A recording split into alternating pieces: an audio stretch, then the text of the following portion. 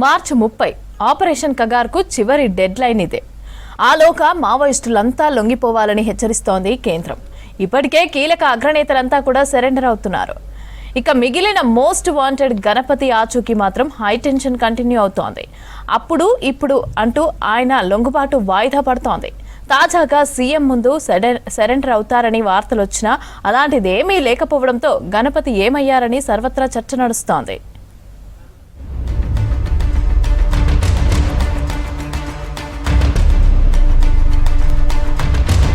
రాష్ట్రంలో అగ్రనేతల లొంగుబాటుతో మావోయిస్టుల శకం ముగిసినట్టేననే చర్చ జరుగుతోంది. అయితే most wanted Maoist leader Muppalla Lakshmanarao alias Ganapathi ఆచూకీపై ఇంకా సస్పెన్స్ కొనసాగుతోంది.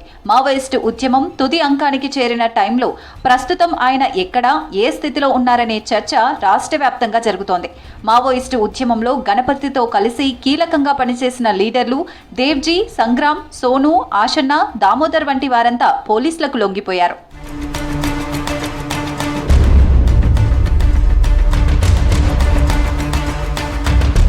పోలీసులను ధిక్కరించి ఉద్యమంలోనే కొనసాగతామని భావించిన నంబాల కేశవరావు, హిడ్మా లాంటి లీడర్లు ఎదురు కాల్పుల్లో చనిపోయారు.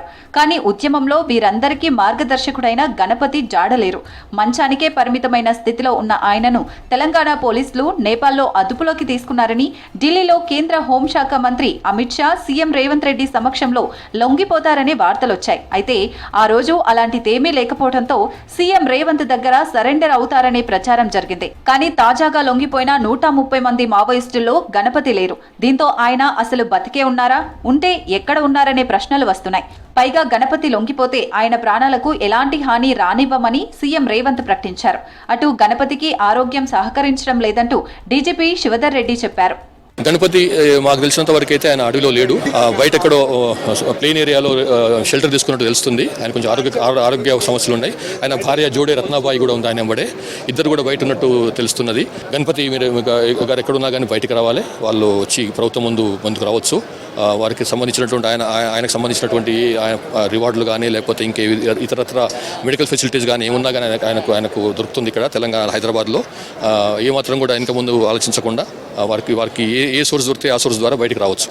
మావోయిస్టుల సరెండర్ సందర్భంగా సీఎం రేవంత్ చేసిన వ్యాఖ్యలు హాట్ టాపిక్ గా మారాయి.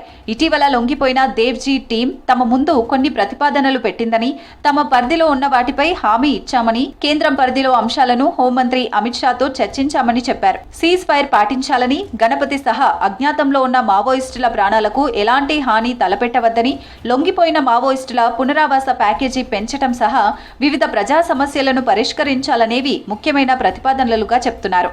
మా ప్రభుత్వం 2024 తర్వాత 721 మంది నక్సలైట్లను, దాదాపుగా 250కి పైగా ఆయుధాలను నక్సలైట్లు సరెండర్ అయినప్పుడు ప్రభుత్వానికి అప్పగించడం జరిగింది.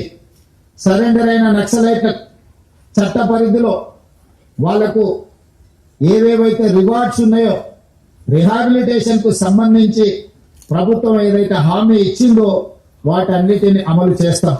మీరు ప్రకటించిన రివార్డు తక్కువ ఉన్నది. అదేవిధంగా సుదీర్ఘకాలము అడవులలో అజ్ఞాతవాసంలో పనిచేయడం వల్ల మా ఆరోగ్యం బాగా క్షీణించింది. మాకు వైద్య సహాయాన్ని కూడా అందించమని వారు మాకు విజ్ఞప్తి చేయడం జరిగింది. అందుకే ఈనాడు తెలంగాణ రాష్ట్ర ప్రభుత్వం తరఫున లొంగిపోయిన నక్సలైట్ల యొక్క ఆరోగ్యానికి ఒక ఆరోగ్య భద్రత కార్డు వాళ్ళకు ప్రత్యేకంగా ఇవ్వడమే కాకుండా నిమ్స్ లాంటి ఆసుపత్రిలో వాళ్ళకి పూర్తి స్థాయిలో వైద్యాన్ని అందించి వాళ్ళకు మెరుగైన వైద్యాన్ని అందించే బాధ్యత తెలంగాణ రాష్ట్ర ప్రభుత్వం తీసుకుంటుంది అని చెప్పి ఈ రోజు నేను తెలియజేస్తున్నా. అయితే వీటిపై అమిత్ షా నుంచి హామీ వచ్చిందా లేదా అనేది తెలియడం లేదు. అజ్ఞాతంలో ఉన్న గణపతి ఇతర మావోయిస్టు నేతలతో చర్చలు జరుగుతున్నాయని, ఆపరేషన్ కగార్ గడువు మార్చి 30లోగా ముగుస్తున్నందున ఆలోపు లొంగిపోయే అవకాశం ఉందనే వాదనలు వినిపిస్తున్నాయి. 2018లో అనారోగ్య కారణాలతో పార్టీ చీఫ్ బాధ్యతల నుంచి గణపతి తప్పుకోవడంతో నంబాల కేశవరావును కేంద్ర కమిటీ కార్యదర్శిగా మావోయిస్టు పార్టీ ఎన్నుకుంది. ఆ తర్వాత గణపతి సెంట్రల్ కమిటీ మెంబర్గా కొనసాగుతూ పార్టీకి తగు సూచనలు, సలహాలు ఇచ్చేవారు.